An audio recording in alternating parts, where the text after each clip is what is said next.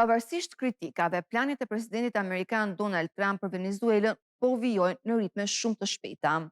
Një forcë sulmuese marinës amerikane e përqendruar rreth luftanies më të madhe në botë, Gerald Ford, ka mbërritur tashmë në Karaibe.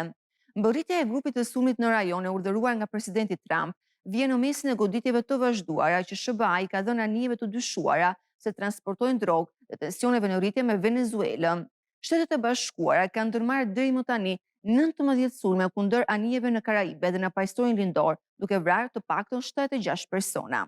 Presidenti i Venezuelës Nicolas Maduro dhe zyrtarë të tjerë janë duke akuzuar Shtetet e Bashkuara të Amerikës se po fabrikojnë një krizë në Venezuelë dhe po tentojnë ta rrëzojnë nga pushteti. Luftania amerikane bashkohet me anije të tjera luftarake, si edhe një nëndece me energji bërthamore dhe një avion të bazuar në Puerto Rico, duke formuar praninë më të madhe ushtarake amerikane në rajon në dekada, e konsideruar si më e madhja që nga pushtimi i Panamas në vitin 1989. Presidenti i Shteteve të Bashkuara të Amerikës e ka justifikuar këtë lëvizje të madhe të forcave ushtarake si pjesë e luftës së tij ndaj trafikantëve të drogës, por me sa duket, kjo po shkakton dhe destabilitet në Venezuelë, e cila është gati të kundërpërgjigjet forcave amerikane në çdo kohë, edhe pse paralajmërimet për një përplasje të mundshme duket se janë gjithnjë e më shumë afër.